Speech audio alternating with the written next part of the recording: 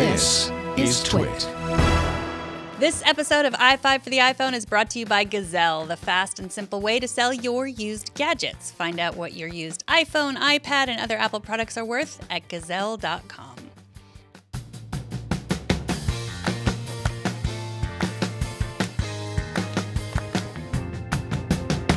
Welcome to iFive for the iPhone, episode 146. iFive covers the latest iPhone apps, tips, and tricks, and of course, news.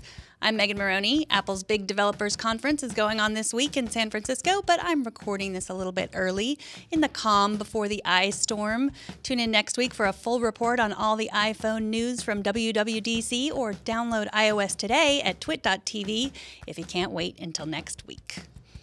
Last week, the Electronic Privacy Information Center honored Apple CEO Tim Cook as a champion of freedom. Cook accepted his award with an impassioned speech about privacy and security. Now, it's no secret that Apple prides itself on making money through its products, not by collecting and selling our personal information like some other companies, Google, Facebook. In honor of Cook's speech, I'm going to devote today's episode to 5 ways you can keep your personal information even more secure with your iPhone. Number 1, a few weeks ago, Google announced Project Vault, a tiny security system hidden in a micro SD card. When it's available, you'll even be able to run it on your iOS devices. Google just released an API to developers, so it'll be a while before we see it in action on our iPhones. For now, we're stuck with passwords. Or are we? If you have an iPhone 5S or later, you can unlock your device with your thumbprint using Touch ID, and you probably already know that you can also use Touch ID in the iPhone App Store. But did you know that there are other apps that are also Touch ID compatible? You can use Touch ID instead of entering your Amazon password. You can use Touch ID to protect your financial information if you use money managers like Mint. You can even use Touch ID with Dropbox. Full disclosure, Dropbox for Business is one of our sponsors. You can use Touch ID with Evernote if you pay for the Pro version, and if you use Evernote to scan sensitive documents, securing them with a fingerprint will increase your security. Most password managers also let you use Touch ID, which brings me to number 2. Number 2, use a password manager. Some apps won't let you use Touch ID, which means you're stuck entering your password into the iPhone keyboard, which can drive even the most sane among us bananas. A password manager will help. Password managers let you store and encrypt all your passwords, credit cards, and your contact info. They'll also help you create strong passwords that you don't have to waste valuable brain space remembering.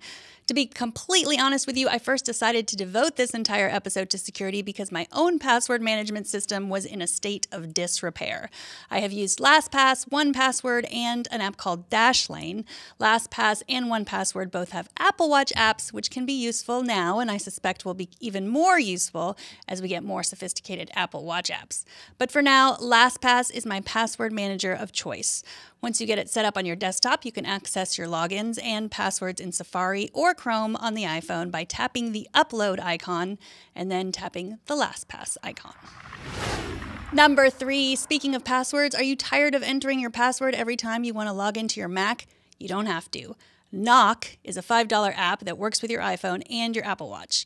Download the app on your Mac computer and on your iPhone, then sync your phone to your watch.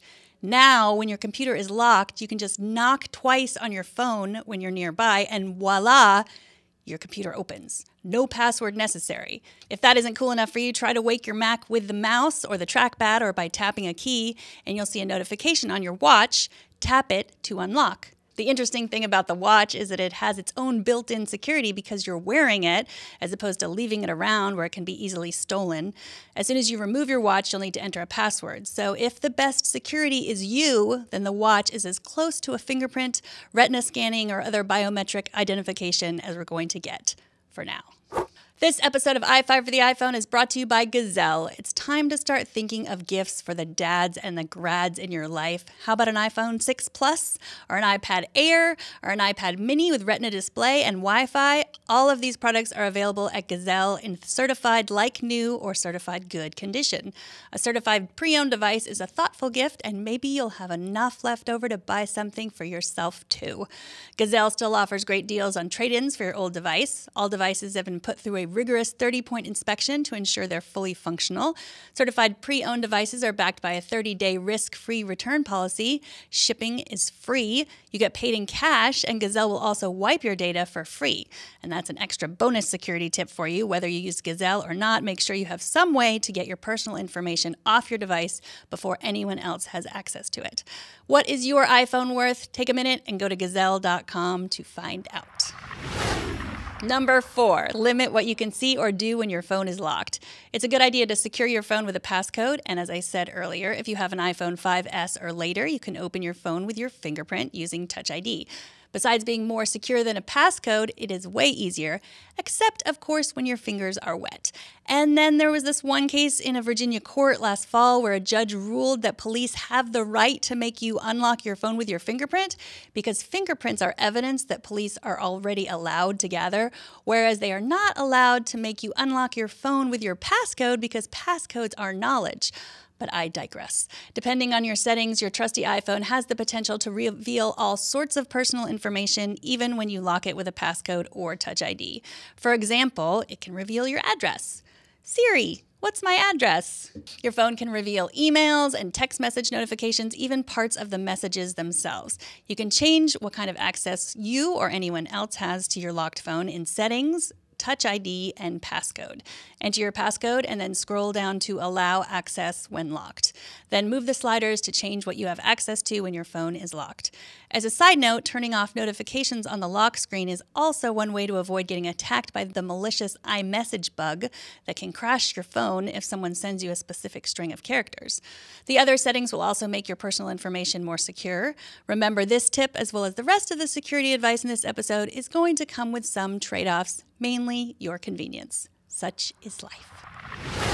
Number 5, in Tim Cook's speech this week, he said, "I'm speaking to you from Silicon Valley, where some of the most prominent and successful companies have built their businesses by lulling their customers into complacency about their personal information," said Cook. "They're gobbling up everything they can learn about you and trying to monetize it.